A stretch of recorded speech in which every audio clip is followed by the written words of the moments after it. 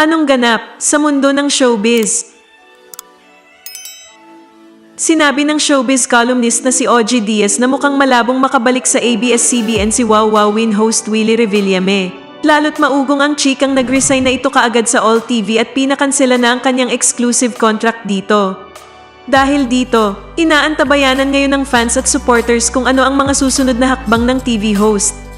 Mananatili ba siya sa All TV o babalik ulit siya sa inalisang GMA Network? O paano raw kung hindi na siya tanggapin doon? Posible bang bumalik sa ABS-CBN kung saan una niyang ginawa ang Wow Wowie? Chika ni OG, kung sakaling mangyari ito, isa umanong ABS-CBN head ang nagbantang magbibitiw sa kanyang tungkulin at lalayasan ang network. Ang ABS-CBN naman, ang alam ko, ito yung ano lang naman sa akin, na once makabalik sa ABS-CBN si Willie Revillame, isang tao mula sa top management, ang magre-resign. Ha? Talaga? Bakit? Oo, syempre, ang nakarating sa atin, parang pinasakit ang ulo ng Willie. Ha? Talaga? Hindi ko lang alam kung sino yung tao na yun. Di mo alam? Hindi ko talaga alam. Mamatay! Samantala, wala pang tugon, reaksyon o pahayag si Willie tungkol dito. Anong masasabi mo sa balitang ito? Anong ganap sa mundo ng showbiz? Maanghangang naging patutsada ni Lolit Solis sa napapabalitang paglayas umano sa All TV ni Willie Revillame. Bagamat walang binanggit na pangalan si Lolit ay unang pumutok ang chikang resignation ni Revillame sa All TV mula sa source ni Christy Fermin. Say ni Lolit, tila tinabla na ng hiya o nagising na raw si Revillame sa realidad na laos na umano siya. Hindi pumalo, talagang ayaw na ng viewers. Wala nang ningning ang celebrity, walang sponsor, wala nang drama ang Eklay na pagtulong kunwari sa mga may kailangan. Hindi na kinagat ang mga sinasabing big prizes. Talagang sawa na ang viewers. Hay nako, isang araw medyo nauntog na at talagang wala nang pwede pang gawin. Or baka tinabla na rin ng hiya kaya nag-decide ng putulin ang programa na feeling niya aabutin pa ng years. So heto na naman ang drama. Kunwari kusa siyang nag-decide na simpleng buhay na lang. Wow, nagising na sa reality na laos na. Wala na, kaya hayan, pagbigyan natin. Resign kunwari, simpleng buhay. Pahinga na lang muna, ani Lolit sa IG post. Anong masasabi mo sa balitang ito? Anong ganap sa mundo ng showbiz? Nakakaintriga ang inanunsyo ni Willie Revillame kamakailan.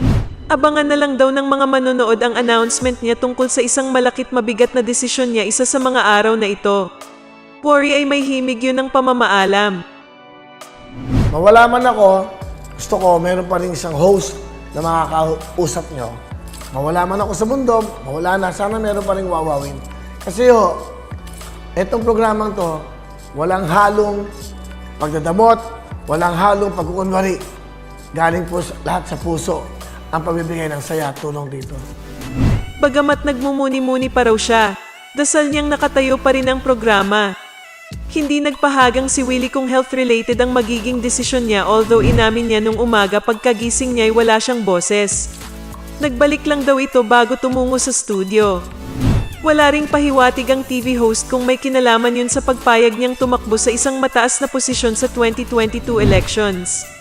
Basta abangan na lang daw ang mabigat niyang desisyon. Anong masasabi mo sa balitang ito? Anong ganap sa mundo ng showbiz?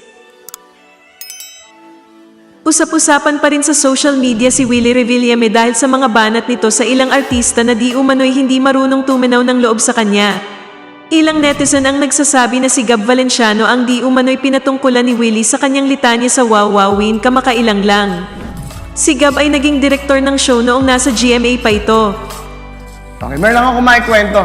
Alam nyo, maraming mga naglalabasan ngayon at medyo talagang winawasak at pagkatao ko sinisiraan. Makwento ko lang sa inyo.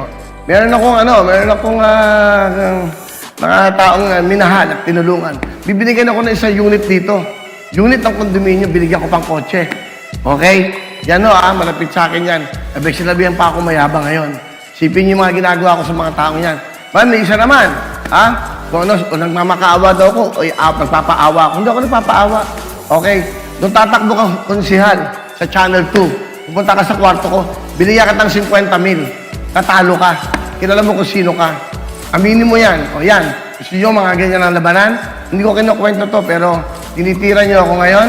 Binigyan ka ng 50,000, tatakbo kang konsihal. Okay? Reporter ka. Okay, sasabihin ko na lahat. Gusto nyo ng ganitong labanan? Naging mabait ako sa inyo. Hindi ko kayo, wala kayo nadinig sa akin. Kung ano kailangan yung tulong, binibigay ko. Tapos yung isa, nag-English ka pa. Ha? Naging kasama ka namin sa production. Ha? Pag pumapasok ka, di ba, natutulog ka? Papasok ka sa dressing room mo, Wills, I cannot do this, you know. I feel so dizzy. May mga ganun-ganun ka pa sa akin. Baka nakakalimutan mo. Kinasal ka sa Tagaytay. Sa akin, natulog ang nanay, tatay mo sa bahay ko sa Tagaytay. Huwag kayong ganyan. Tumingin kayo sa pinanggalingan, tumingin kayo sa... Pag nag-uutangan nyo ng loob, dahil ako marunong ako umutang ng loob. Ulitin ko lang po yan, totoo yan. Bukas, ibabash nyo ako. Bukas, sasabihin nyo lahat. Mayabang, binigyan kita ng isang unit dito sa condominium ng Will Tower. Regalo ko siya, binigyan kita ng brand yung kotse. Ha? Ngayon, sasabihin mo ngayon, sa vlog mo, mayabang ako. Pag may kailangan ka, hihingi ka sa akin tulong, lapitan mo ito anak, bigyan mo ito ng 1 million, bigyan mo ito ng ano. Ano ginawa ko, di ba? May nilalapit ka sa akin mga artista hirap sa buhay. Ilan? Bibigyan ko ng tig-1 milyon, di ba? Ako, yan ang gusto nyo. Hindi ako nagsisalta. Gusto nyo ng ganitong totohanan? O. Yung isa naman, yung tatakbo konsyal, okay. Tato kayo nag-host, papatawa ka. Baka nakakalimutan mo, humingi ka sa akin ng 50,000. Binigyan kita, tatakbo ka konsyal. That was mga 2,000. Tatalo ka. O. Yung isa naman, okay. Galing-galing mong sumayaw. Malapit ka sa Diyos, pamilya mo. Magko-comment ka ngayon, o ano, baka nakalimutan mo, kinupkup ko kayo, nakakasal ka sa Tagaytay, napahiwalay ka. O, doon natulog sa akin ang tatay at nanay mo at mga ano mo. Sa Tagay ko, hindi ko to sinusumbat. Yan ang gusto nyo? Yan. Si Willie ay nag-viral kamakailan ng cryptic post ni Gab sa Twitter na tila may pinapasaringan. I haven't been as vocal for a while, but I can no longer suppress my thoughts. I will just say this. Your power to persuade people through gaslighting your whole life has run out. What goes around will always come back around. Filipinos are waking up. You should too, sabi ni Gab. Anong masasabi mo sa balitang ito?